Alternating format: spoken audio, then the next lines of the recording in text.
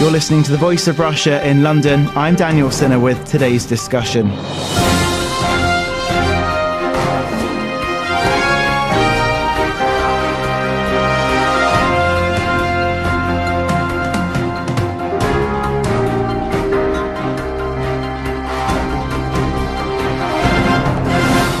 The Norwegian right-wing extremist Anders Behring Breivik, who killed 77 people in his bombing and shooting campaign, says he was defending Norway from multiculturalism. Breivik has told the court the people he targeted at a political summer camp on Utøya Island, run by Norway's Labour Party, were brainwashed and actively upheld multicultural values. But strip away his extremism and narcissism, echoes of what he has to say can be found in conservative political thought. He stated that he feared Norwegians would become a minority in their own country, and it's a fear we've seen in British media and at the heart of the French presidential election. Joining me is Omar El Hamdoun, the president of the Muslim Association of Britain. Kevin Carroll is co-leader of the English Defence League. Aslak Siremaya is a former socialist politician and author in Norway. And Roger Griffin is a professor in modern history at Oxford Brookes University. Omar El Hamdoun, what Breivik did was horrendous, but it's something that we do hear often in British media. Well, I don't know if you can compare the two exactly. I mean, what Breivik did was horrendous. First of all, can I start by sharing our sympathies and condolences to the victims and the families who have suffered, and they're in fact repeating their suffering by having to go through the trial again. So our thoughts are with them. What Breivik did was obviously the fruit of far-right extremism, and it's tragic that it has reached such a stage. And obviously in Britain, we've not reached such a situation, but if things are not controlled, if things are not dealt with properly, we could probably see things spiralling out of control in a similar way. Kevin Carroll, co-leader of the English Defence League. We do hear this quite often in British media, and some of it is echoed in right-wing ideology, isn't it? Well, I mean, we're not right-wing. We're not far-right, I should say, sorry. And as the gentleman said before, not only could you see this sort of thing spiralling out of hand, it has. I mean, we have 7/7. Unfortunately, this far-right thing that people keep talking about, it's not a real threat in the UK. The main threat in the UK is from Islamists, as we see by 7/7 and terrorist atrocities as such as that. The main threat is Islamists, Omar El Hamdoun. Well, I mean, was Breivik an Islamist? Was he a Muslim in disguise? I mean, that's so outrageous to say. We're talking about Breivik, who has killed. But it's not from the far right. Yeah, but this is a man who's killed 77 people, and in front of the whole world. He's a monster, and he's a monster. Yeah, but is he an Islamist? Is he this Islamist? No, but you're talking about the threat. This talk about the far right. We're not far right as the English Defence League, and as you talk about these things, if they're not checked and not kept in control, it's already out of control in Great Britain, because the threat from Islamism is already on our doorstep, and we've had terrorist atrocities already. I want to go to Roger Griffin. You're a professor in modern history at Oxford Brookes University. You have your own thought about Breivik's state of mind and his extremism, don't you? Yeah, I do. But before I get on to that, could I just comment on the two previous speakers?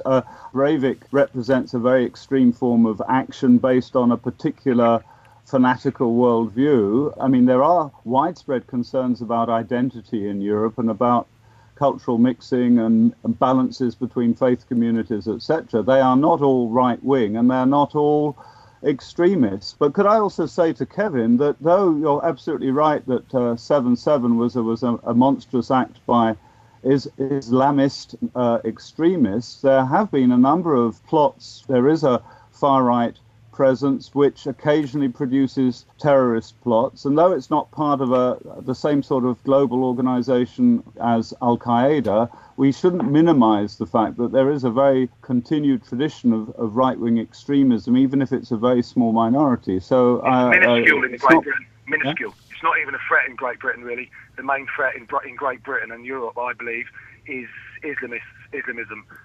American intelligence agencies have already told British intelligence agencies that the main, like my hometown of Luton Town, is the epicentre, the hub for majority of Islamist activity on the UK and Europe mainland. Kevin, you say you're scared of Islamism. What is it that you're scared of? Well, it's the whole Islamification of the UK, and it's spreading through Europe. I mean, where I'm from, I don't know where any of these other gentlemen live, but in my hometown, and in other towns and cities in the UK, there are Islamic enclaves, the ghettos, where the rise of extremism from Islamists is just on the increase. It's becoming a major problem in this country. Where are we seeing it in the UK? Can you give me an example? In Luton Town, in Bradford, in Oldham, in Blackburn, in London, Tower Hamlets. What specifics, though? What is it that concerns you about the Islamification?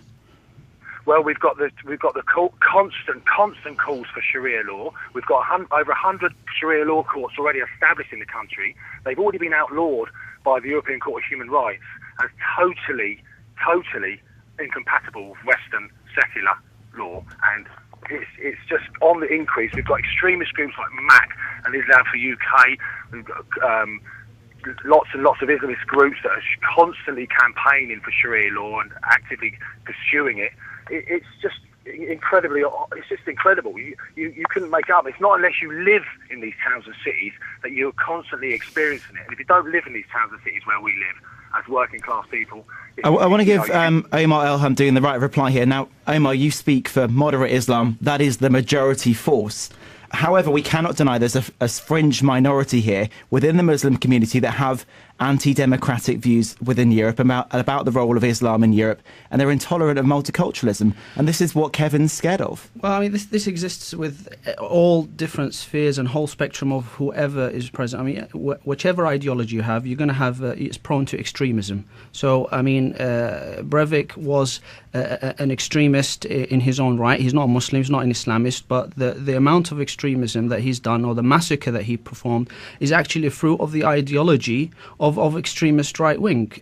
Whether he calls himself as Christian or whether he considers himself just a political activist, whatever he considers, at the end of the day, he's an extremist. And yes, in Islam there are extremists, and we are first to renounce acts by extremist Muslims.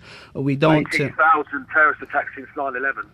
Just let Omar carry on. Yeah, I mean, the thing is, at the end of the day, we have to work against extremism, whether it's extremist Muslims, but in this case, we can see that the far right have produced extremists, and the fear, I think, what we should be tackling is that his claim that he's part of a network. And this network could very much be present in Britain, and people of the likes of the EDL may be actually nurturing this. He's not part of he's not connected to the English Defence League, and he's not part of a network. Well, he says he was. He says that he has. Part of a network with the English Defence League. He's totally denied any links with the English Defence League. On Friday in court, he said he completely disassociates himself with the English Defence League because we are anti-racist, anti-fascist, anti-violent, and our differences are irreconcilable. That is definitely something that he has said in court. He said he hasn't got a connection to the EDL. He said it on page 1438 of his papers. Yes, well, he does refer to you as having taken some of his, probably the scaremongering, that you go around scaring the whole British society. You are scaring people. You're scaring people of a threat. Islam is not scaring people. Islam is scaring the whole of Europe. And the whole thing can I jump in there, please? This is where I think distinctions are important. There's a very, very grave danger that we slip from Islam into Islamism. They are different things. Now, there is a rise of Islamic presence in Europe. That is not to be denied. And that has brought about major changes to the makeup of British society and to British culture. There is also an extremist form of Islam, which is Islamism, which does not tolerate and does not want to tolerate the host culture because it regards it as infidel, as not compatible with Islam. Now, there's a very small minority of Muslims who actually believe that. The call for Sharia law is a very interesting case. Just let Roger finish his point. The people who uphold Sharia law aren't necessarily Islamist terrorists, and we've just got to make distinctions between various things which can very easily lead to a whole load of muddy categories being chucked together here. You cannot run a 7th century dogma like the Sharia law. You can't run parallel and expect it to operate in a 21st century Europe. No, you can't. Let's go to Aslak Siremaya. You're a former socialist politician and author. From the Norwegian perspective, is Islam seen as a threat to Europe? No, it's not seen as a threat to Europe of, I guess, 99% of Norwegians, and it is not such a threat to Europe nor to Norwegian society. But this political paranoia that Mr. Carroll of the English Defence League he demonstrates... It's not paranoia, my friend. It's reality. The reality. Kevin, let Aslak speak first, and then you can reply afterwards. Aslak, continue. This political paranoia is unfortunately not something that exists only in the head of Anders Behring Breivik. When you listen to what he said in his political explanations in court, 90% of what he was saying was recognizable for Norwegian public debate, and recognizable for English, French, or other European public debates, and recognizable for organizations like English Defence League. He has stated several times that English Defence League is one of his major inspirations. He even tried to form a sister organization of English Defence League in Norway. That doesn't make English Defence League responsible for his acts, of course, but the political alliance, the political relationship between organizations like English Defence League and Behring Breivik is unfortunately very clear. And we have somehow lured ourselves in Europe to believe that terrorism is only something Muslims can do. And this right-wing extremism we have seen now must be faced critically in actually addressing the paranoia that creates it. And I think then we have to start with addressing these things that English Defence Leagues are saying. Is it so that Islam is threatening Europe? No, it is not so, and there's no evidence for this. A reminder that you're listening to The Voice of Russia in London. I'm Daniel Sinner. Joining me is Omar El Hamdoun, the President of the Muslim Association of Britain. Kevin Carroll is co-leader of the English Defence League. Aslak Siremaya is a former socialist politician and author in Norway. And Roger Griffin is a professor in modern history at Oxford Brookes University. Kevin Carroll, co-leader of the English Defence League. Now, we're saying we can't tarnish the whole Muslim community, but from your perspective, is that what's happening with Breivik? We're trying to tarnish all right-wing people with moderate views of immigration, from your perspective, with the same brush, and saying that these types of views are responsible for his actions? Anders Breivik was a lone wolf. There hasn't been anybody else like Breivik. He was a lone wolf. That's a one-off. He was a monster. But if you want to compare Breivik to the terrorist atrocities committed by Muslims, terrorists, Islamists across the world, he is minuscule. He's nothing compared to the attacks and the violence. I mean, 18,000 terrorist attacks since 9/11. I mean, we're not talking about the right thing here. We should be talking about the Islamic terrorists who are anti-Christian, anti-Semitic. You know, they're actually doing it as we speak. You know, there's a constant pressure from Islamists all over the world. They're not but we should also, Kevin, surely, shouldn't we also be giving you the chance to distinguish between those extremists who are abhorrent and are a danger to democracy, and the vast majority of Muslims living in Europe who are not a danger to democracy and are very good citizens and contributing to democracy? And what I'm worried about is that when the EDL stages a protest against the Islamization of Europe or England, it calls out of the woodwork a lot of Muslim extremists, which actually then polarizes and demonstrates this idea of a clash of civilizations, and it's a very dangerous way of doing politics. Because of Islamists. We didn't just wake up one day and decide to become English Defence League and go up against militant Islam. We were formed because of Islamic extremism. We are a symptom. We are not the problem. The symptom is a response to an action by Islamists in our country, and they are actively campaigning to impose Sharia law. I mean, Anders Breivik was a monster. That's plain and simple. That's a fact, right? But he was a one-off. But if you want to talk about extremism, the same as yours. You might find moderate Muslims, but there's no moderate Islam. Islam wants to dominate. Sure, Aslak, you wanted to say something. Moderate Islam in Omar. This is just not true that all Muslims want to dominate. I didn't say all Muslims want to dominate. I said Islam wants to dominate. I said you may find moderate Muslims, but there is no moderate Islam. All right, I want to go to Professor Roger Griffin. What seems to be happening with the right wing is a question of identity here. It's the centre ground of all faith and politics. But do you think the right are taking this question of identity?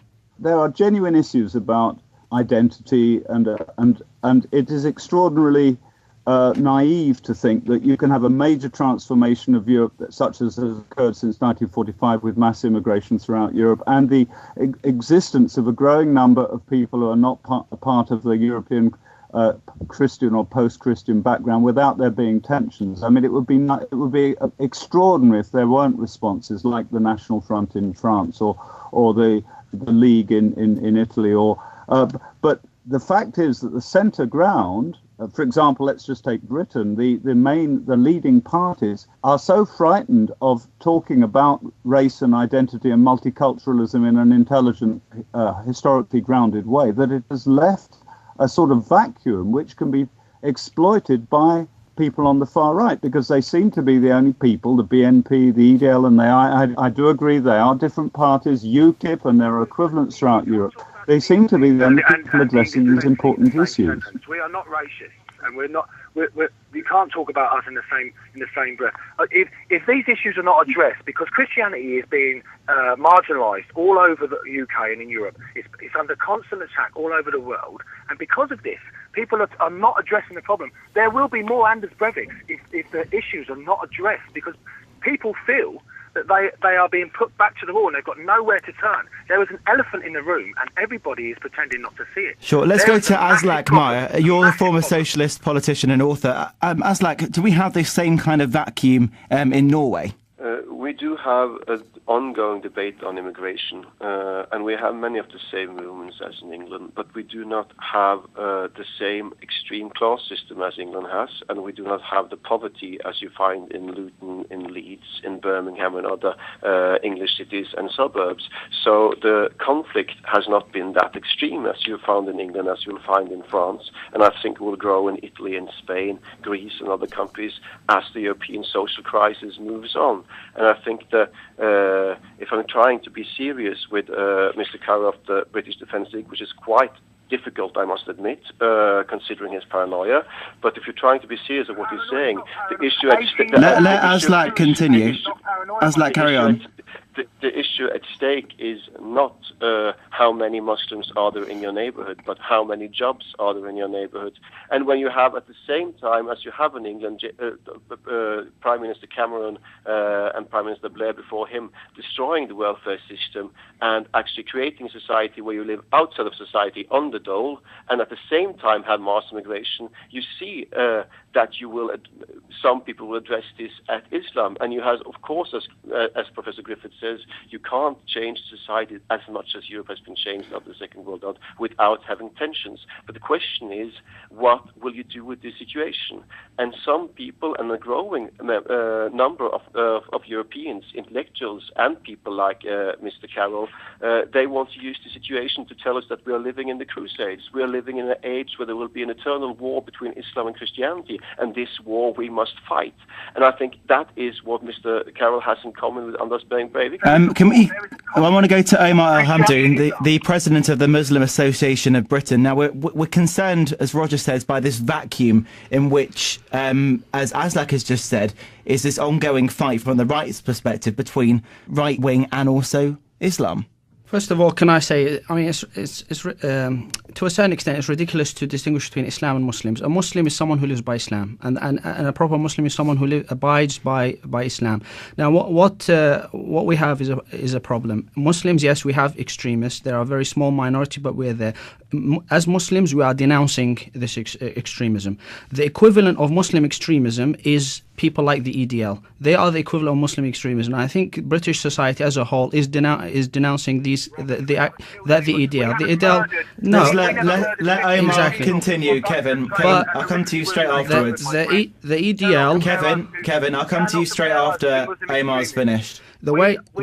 We didn't murder anybody, and we haven't murdered anybody. Kevin, we'll come to you straight after Omar. Yes, but people like Breivik they are nurtured and inspired from your kind of ideology and your kind of thought. And the way that you carry on with scaremongering people, you will produce more extremism. Yes, you are scaremongering people. You are scaring people because you are not giving people... Even the MAB, that was founded in 1997 by Kamal El-Aboui, and he, at the time, was the European spokesman for Muslim Brotherhood. So, and what's that got to do with it? Well, What's that you're got to do talking with about Islamism. Muslim Brotherhood in Egypt is now a political party, and it's working in the democratic situation. So in fact, it's not only something that is there, but it's in the mainstream Middle Eastern politics, which the British government has to deal with. So what kind of reference is that? I mean, so what you're saying is you're trying to tell me that Islam is pro-democracy? Well, of course. I mean, you keep scaring people about Sharia law. Sharia law. Do you think that some people are going to paratroop out the sky and just impose Sharia law in the House of Parliament? Sharia law. No, but we already have 100 Sharia law courts. Yeah, but in this is the same as what you have with Christians. You have with Jewish. You do. Listen, this is a Christian country. I live in a Christian country. Kevin, let him finish. Let him finish his point, Kevin. There are people. The Jewish community and the certain parts of the Christian community who choose to. They have their special tribunals where they can go and they can discuss matters. And these Sharia courts that you're referring to, they are to do with personal law. Two Muslims, a man and a wife, or two people, business partners, they go because they want independent mediation. So they go to the Sharia. All right, let's bring this back onto track. Kevin, let's bring this back onto track. There's lessons that we have to learn here from the Breivik tragedy. How to deal with multiculturalism, and how do we get there, and how do we stop him from doing that again? Well, multiculturalism hasn't failed in Britain. Multiculturalism has worked in Britain. It's Islam that's failed to integrate. You're trying to make it fail. No, Islam has failed to integrate because they've self-segregated, and they only want to be amongst themselves. They haven't integrated in England, and this is what the problem is. It's called Roger Griffin, Professor of Modern History, Oxford Brookes. How do we deal with multiculturalism now, and what do we learn from Breivik?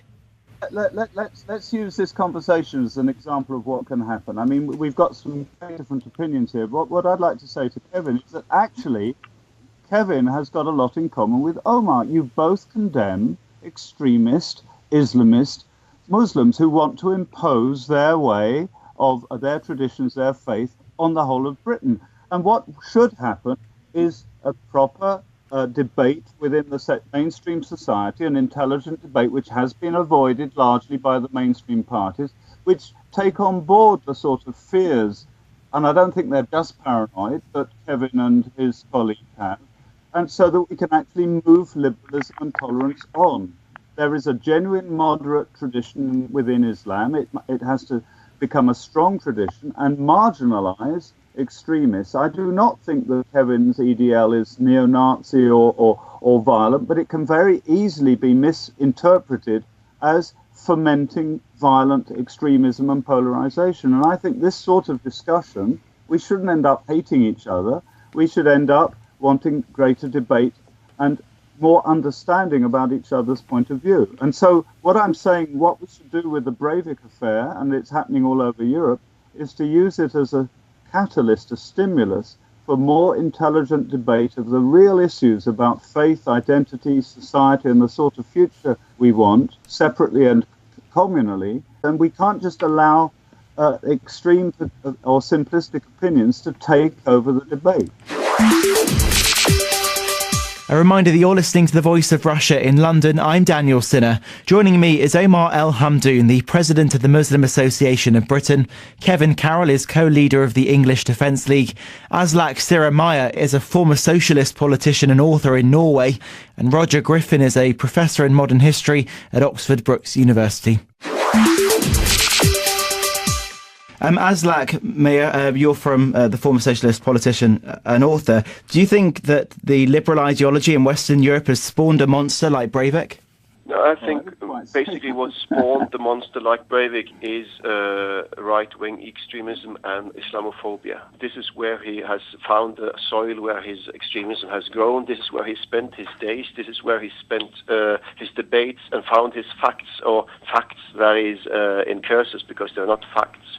But I do agree with Gifford at one point, and that is that we have to have a public, intelligent debate where we address social issues and questions concerning integration, religion, and culture. But if we are going to have such a debate, we have to start with the actual facts. And the problem with having the debate of today is that, yes, the liberal left and some of the liberals won't do this debate because they don't live in areas where you have immigrants. They don't live around Muslims, and they just don't want to be non-political correct somehow. But the other thing is that the extreme right has made it their way of doing debate to come with facts that are untrue and then base the debate on this. So you have to start the debating on the premises that 18,000 terrorist attacks. Well, let us continue. Kevin, we're going to go around the table. I'll come to you straight afterwards. Aslak, please continue. Can I please continue? Yes, please go ahead. So the thing I want to say is that one example of this, which makes it very difficult for me to debate this, is that we have a fact. That is that Anders Behring Breivik has killed 77 people in the name of the right wing, of the fascist, of the English Defence League, or whoever, saying that he is doing his political thing based on this ideology. He is comparable to Al-Qaeda. He compares himself to Al-Qaeda. He's an extremist within ideology. But English Defence League and many of Mr. Carroll's compatriots all over Europe does not want to debate this. So I think if we're going to sort this out, we have to be able to discuss this without what I call a paranoia, without the idea that we always have to discuss how big the problem of Islam is. Sure, I want to come to Kevin and also to Omar before we've only got a short amount of time left. So Kevin, if you could keep it short, how do we deal with multiculturalism and what do we learn from Breivik? Well, multiculturalism has worked in the UK. The only section of the community that hasn't worked, because it hasn't integrated, is Islam. And whilst Christianity is under constant attack, but what do we learn from Breivik? How do we stop someone like Breivik? Unless these issues, because there are real, serious, genuine concerns and fears by the non-Islamic community in Europe and in the UK, unless these fears are seriously addressed, you will see more Breiviks. But this is a reality. People need to wake up and smell the coffee here, because Islamists are on the rise. It's not a fallacy. They are actually doing it. No one in the English Defence League has murdered anybody. No one from there. All right, I'm going to go to Omar now because we're coming right up to the end. Omar Hamdoun, final word on this. How do we deal with multiculturalism and what do we learn from Breivik? I mean, from a Muslim perspective, I'm a Muslim. I'm British Muslim. I'm here. I'm not an immigrant. I'm here. And British Muslims are here to stay, and they feel that they definitely they are part of the solution. They can give lots of solutions to society. To say that Muslims have not integrated is totally silly. There's Muslim MPs, there's Muslims in the House of Lords, there's Muslim doctors, lawyers, solicitors, everywhere, on every level, in every aspect. Sharia law is not like you want to make it out as if it's just one thing. Sharia law is a whole number of systems. There's lots of systems where, in fact, one aspect, for example, financial system, would have not allowed us to come into this economical crisis that we have, where interest is actually allowed to. What is it that we need to do now, then, Omar? We need to, I think, like the Professor Griffith mentioned, is that we need to really have proper discussions without scaring people, and try to really work to proper solutions to get rid of all types of extremism from all spheres and from all backgrounds. Well, unfortunately, we're out of time. Thank you to all of my guests. Omar El Hamdoun is the president of the Muslim Association of Britain. Kevin Carroll is the co-leader of the English Defence League. Aslak Siremaya is a former socialist politician and author in Norway. And Roger Griffin is a professor in modern history at Oxford Brookes University.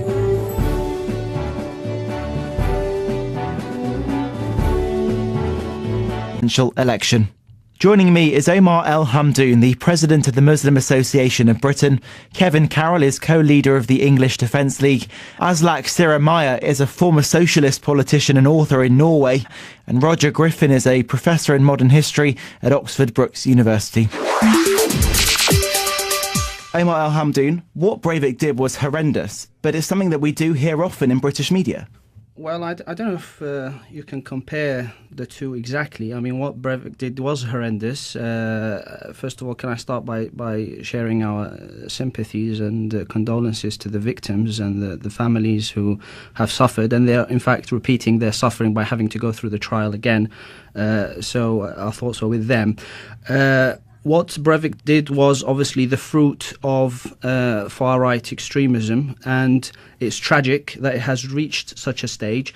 And obviously in Britain, we've not reached such a situation, but... It's a monstrous act by Islamist extremists. There have been a number of plots. There is a far-right presence which occasionally produces terrorist plots, and though it's not part of the same sort of global organization as Al-Qaeda, we shouldn't minimize the fact that there is a very continued tradition of right-wing extremism, even if it's a very small minority. So minuscule in Great Britain. Minuscule. Yeah? It's not even a threat in Great Britain, really. The main threat in Great Britain and Europe, I believe, is Islamism. American intelligence agencies have already told British intelligence agencies that the main, like my hometown of Luton Town, is the epicentre, the hub for all majority of Islamist activity on the UK and Europe mainland. Kevin, so you say you're scared of Islamism. What is it that you're scared of? Well, it's the whole Islamification of the UK, and it's spreading through Europe. I mean, where I'm from, I don't know where any... If things are not controlled, if things are not dealt with properly, we could probably see things spiralling out of control in a similar way. Kevin Carroll, co-leader of the English Defence League. We do hear this quite often in British media, and some of it is echoed in right-wing ideology, isn't it? Well, I mean, we're not right-wing. We're not far-right, I should say, sorry. And as the gentleman said before, not only could you see this sort of thing spiralling out of out of hand, it has. I mean, we have 7/7. Unfortunately, this far right thing that people keep talking about, it's not a real threat in the UK. The main threat in the UK is from Islamists, as we see by 7/7 and terrorist atrocities such as that. The main threat is Islamists, Omar Al-Hamdi. Well, I mean, was Breivik an Islamist? Was he a Muslim in disguise? I mean, that's so outrageous to say. We're talking about Breivik, who has killed... It's not from the far right. Yeah, but this is a man who's killed 77 people, and in front of the whole world. He's a monster, and he's a monster. Yeah, but is he an Islamist? Is he this Islamist? No, but you're talking about the threat. This talk about the far right. We're not far right as the English Defence League, and as you talk about these things, if they're not checked and not kept in control, it's already out of control in Great Britain, because the threat from Islamism is already on our doorstep, and we've had terrorist atrocities already. I want to go to Roger Griffin. You're a professor in modern history at Oxford Brookes University. You have your own thought about Breivik's state of mind and his extremism, don't you? Yeah, I do. But before I get on to that, could I just comment on the two previous speakers? Breivik represents a very extreme form of action based on a particular fanatical worldview. I mean, there are widespread concerns about identity in Europe and about cultural mixing and balances between faith communities, etc. They are not all right-wing, and they're not all extremists. But could I also say to Kevin that though you're absolutely right that 7/7 was You're listening to The Voice of Russia in London. I'm Daniel Sinner with today's discussion.